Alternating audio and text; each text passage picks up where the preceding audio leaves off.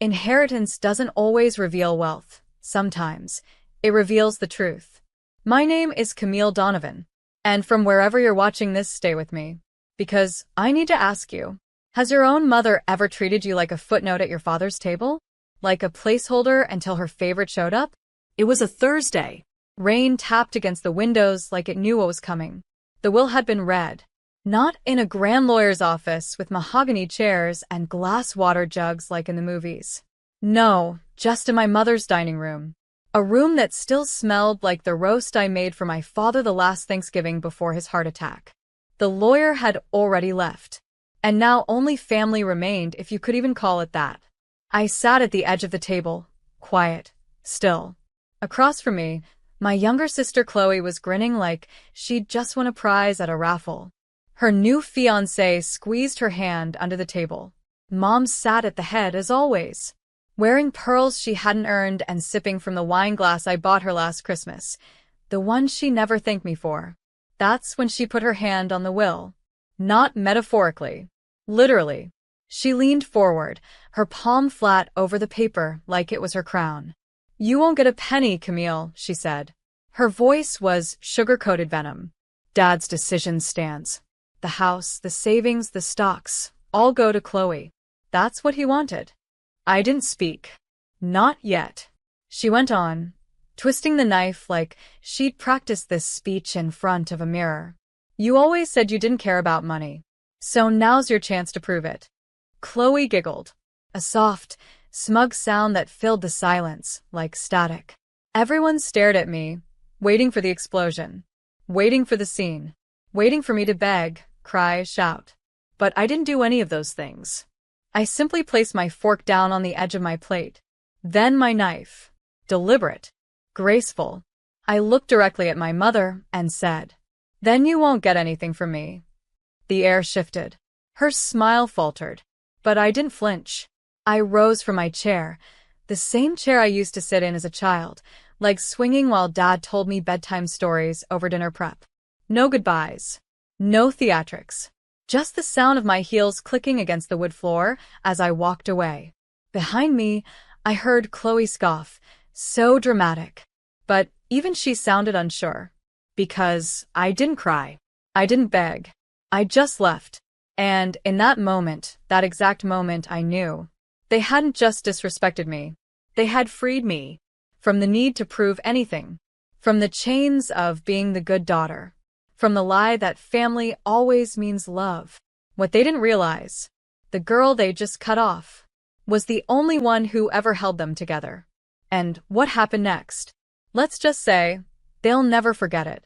Love, when laced with conditions, is just debt disguised as devotion. I didn't always think my mother hated me. As a child, I thought the silence was just her way.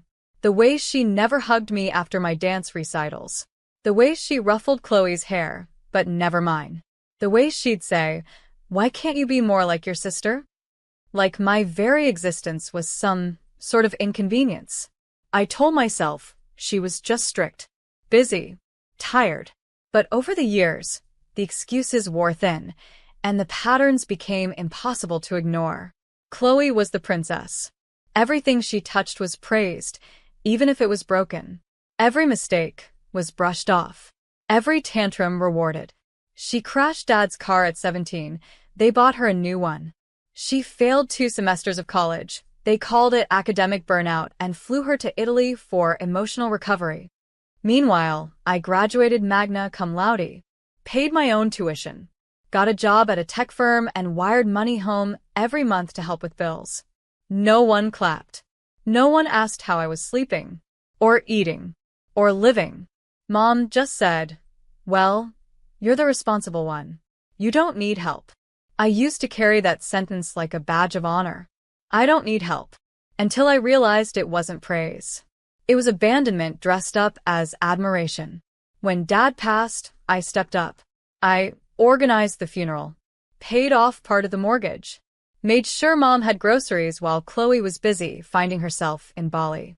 For months, I worked double shifts, managed Mom's insurance paperwork, and covered utility bills without asking for a cent back. Not because I expected anything, but because I believed somewhere deep down that love meant showing up. That eventually she'd look at me and see what I was worth. I was wrong. The week after the will reading, memories flooded back. Not the sweet ones. The real ones. Like the Christmas mom gave Chloe a brand new iPad and handed me a $10 Walmart candle, still in the clearance sticker wrapping. Or the time I overheard her on the phone with her sister. Camille? Oh, she's not really like Chloe. She's serious. Kind of cold. But she's good with numbers. As if my achievements were character flaws. As if being reliable made me less lovable. But nothing hit me harder than a photo I found in an old family album. It was from a school play. Chloe stood center stage, in costume, glowing under the spotlight. Mom stood beside her, arms wrapped tight around her waist. And there I was, cropped out of the frame. My arm was still visible. Just a sliver of a sleeve on the edge of the photo. They had cut me out. Deliberately. I stared at that image for 10 minutes. And then I burned it. Because I finally understood. I wasn't unloved. I was used. I wasn't a daughter in her eyes. I was a tool.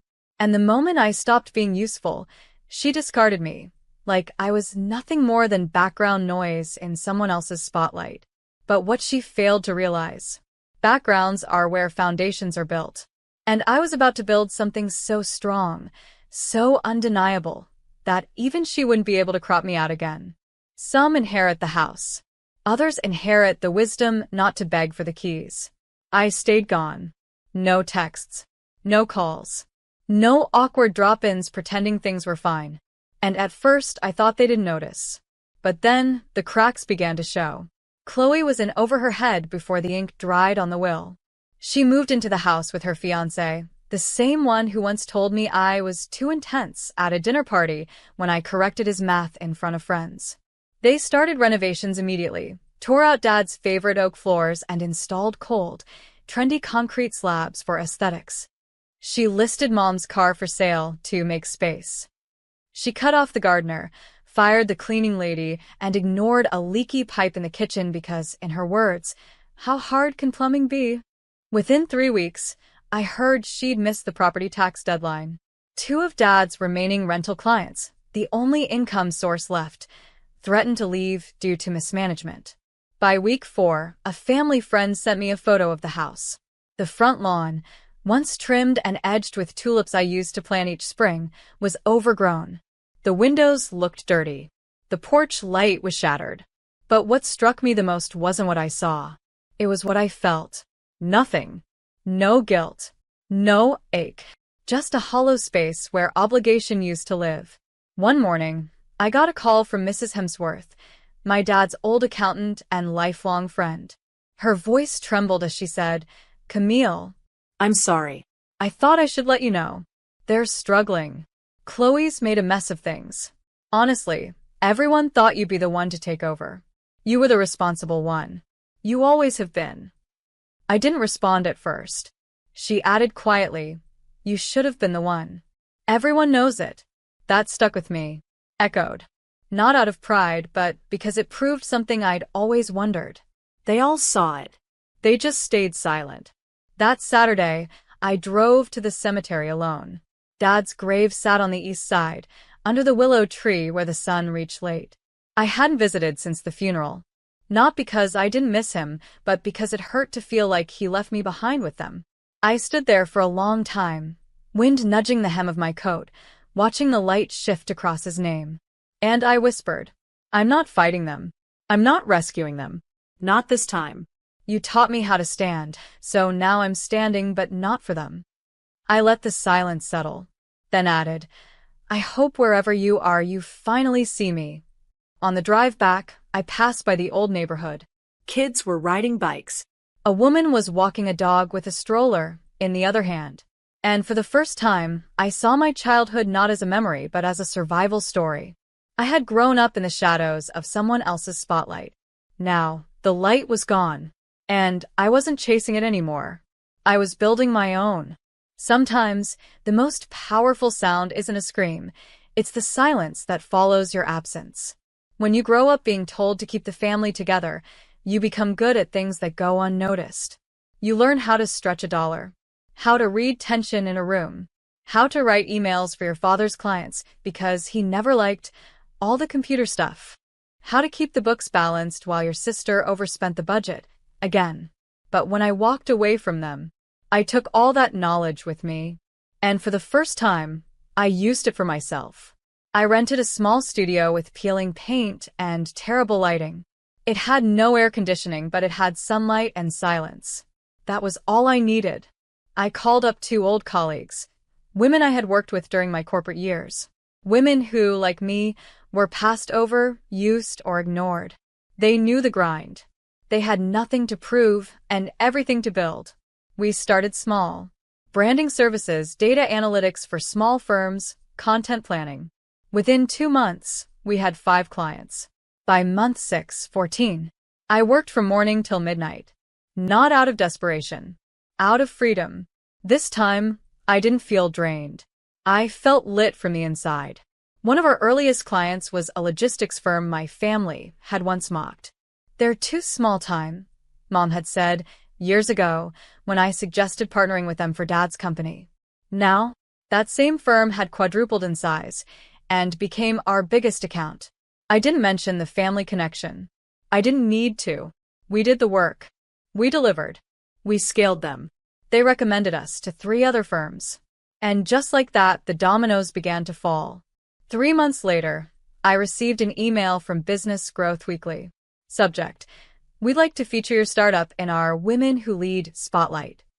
I stared at the screen for a full minute before responding. Not out of surprise, but because I knew this was only the beginning. I started getting tagged on LinkedIn. Camille Donovan helped triple our revenue in 2 quarters.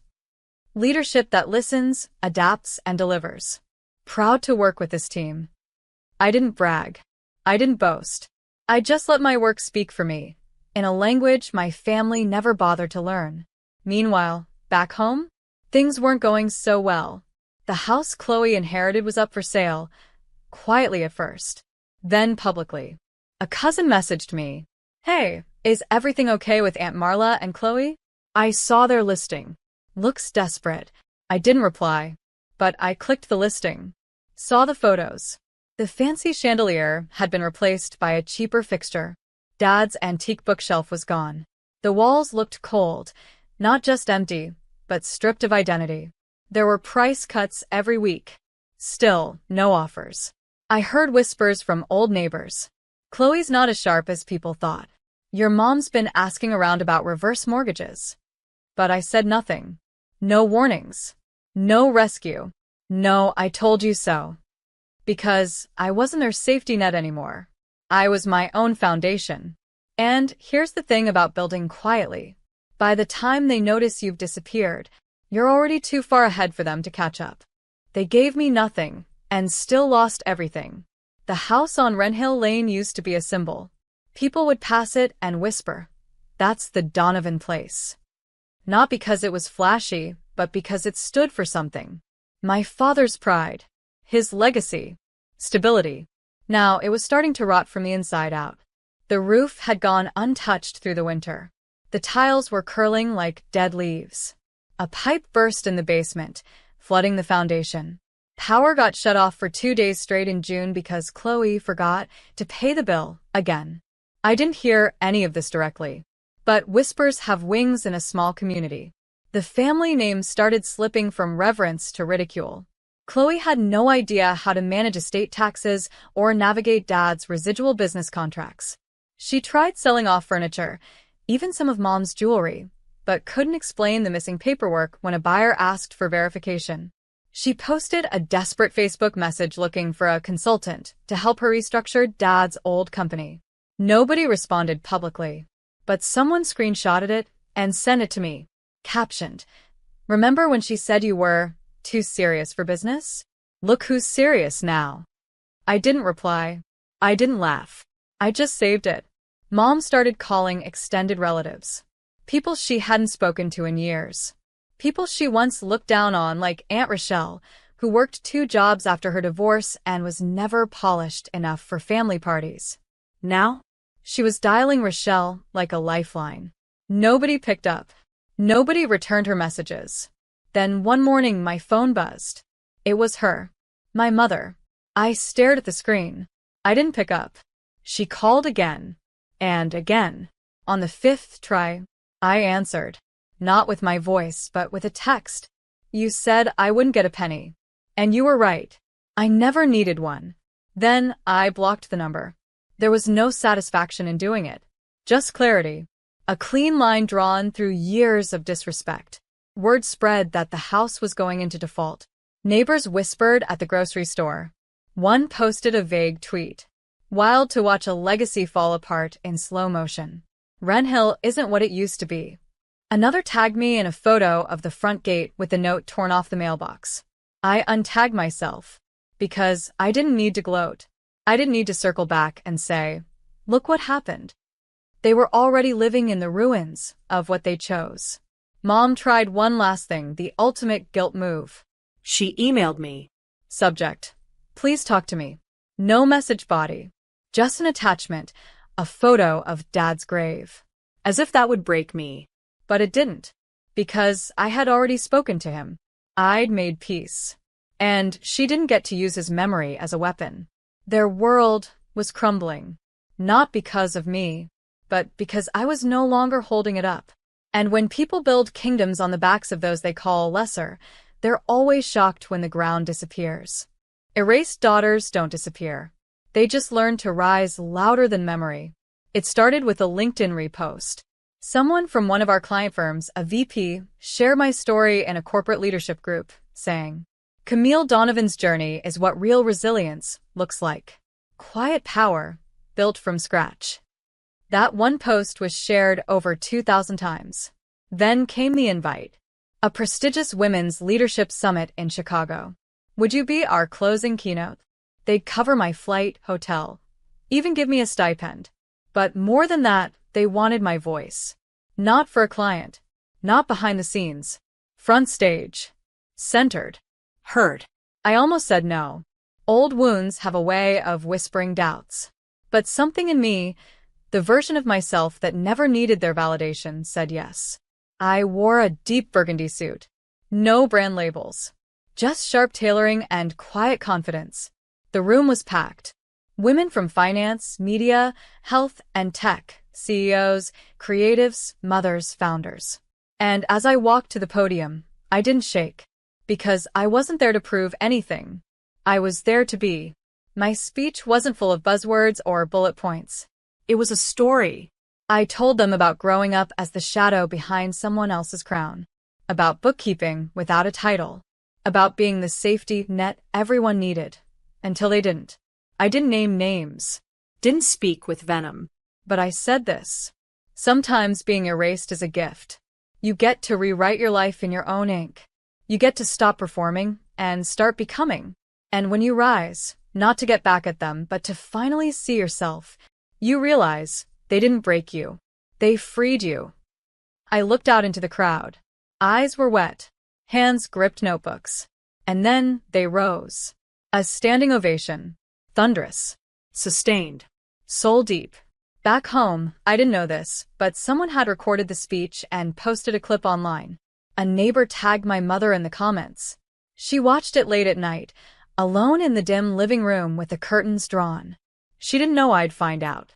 But a former friend of hers, one who now followed me, messaged me. Your mom saw the video. She didn't say a word, just stared at the screen like someone had swallowed her breath. I imagined it. Her on that old floral couch. No audience. No applause. Just regret echoing in the silence she built herself. And here's the thing. She never once believed I'd amount to anything without their table. But I'd built my own. And now, the same people she desperately wanted approval from were applauding her daughter. The daughter she erased. She used to tell me I was too emotional to lead. Now I was being invited to speak on emotional intelligence in leadership panels across the country. She once said, "You'll always be behind Chloe."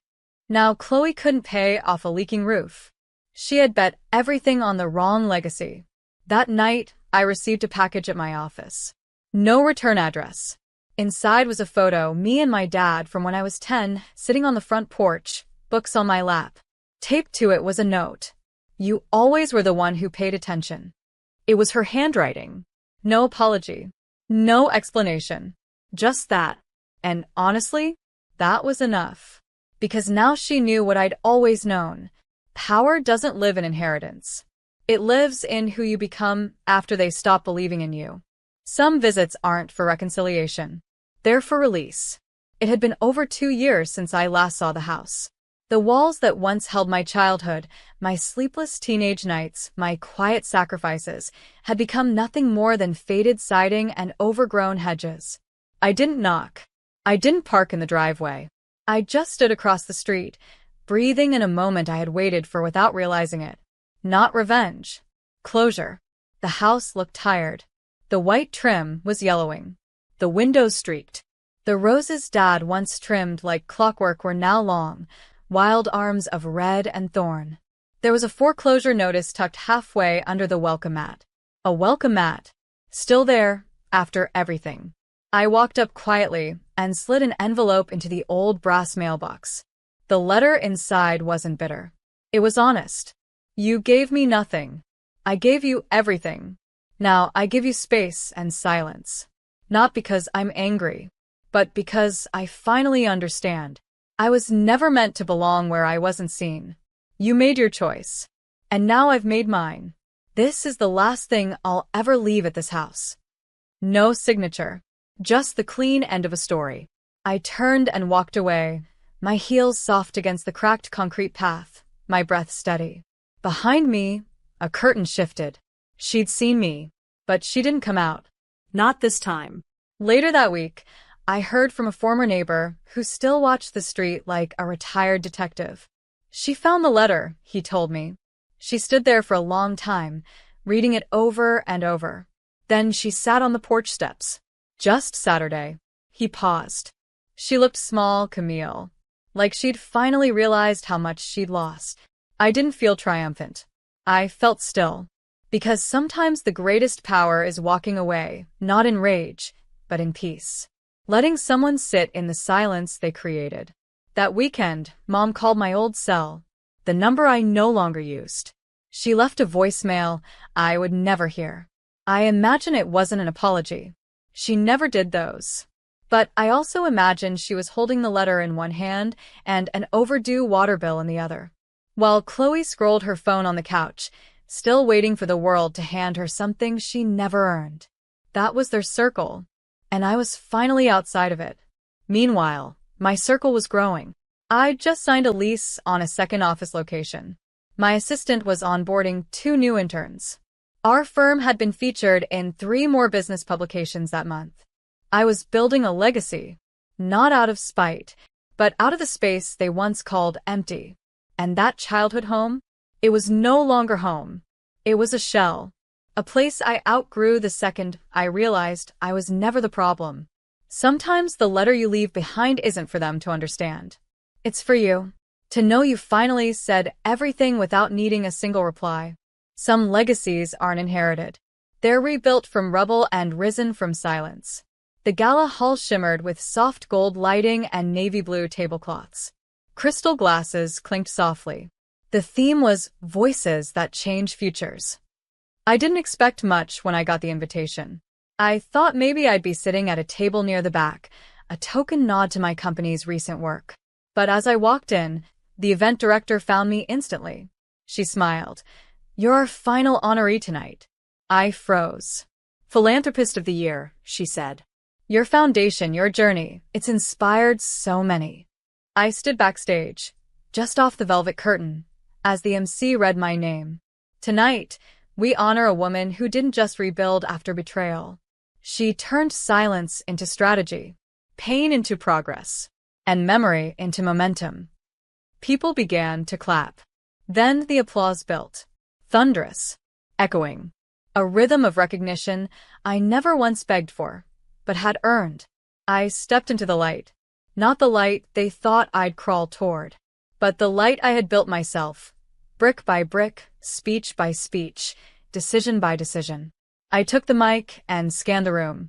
CEOs, Lawyers, activists, artists, teenage girls who looked up at me the way I once looked up at everyone else, wondering if I'd ever be enough. I didn't cry, but my voice did soften. I stand here not because I won, but because I refuse to stay invisible. And tonight, I'm proud to announce the Donovan Future Fund, named after my father, will support girls who've been told they are too much, too little, or simply not enough. We'll give them tools, mentorship, safety, and most of all, permission to take up space without apology. Flashbulbs erupted. Somewhere in the front, a young girl with tight curls clapped so hard her glasses slipped down her nose.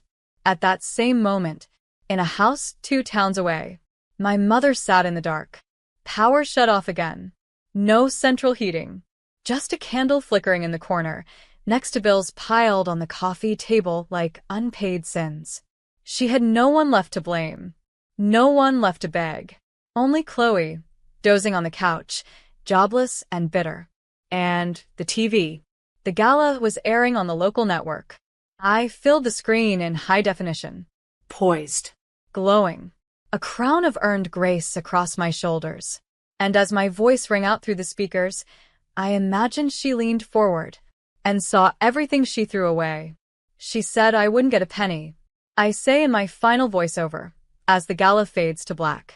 She was right. I got peace. I got power. I got a future. And now, she gets to remember me like this. Forever out of reach.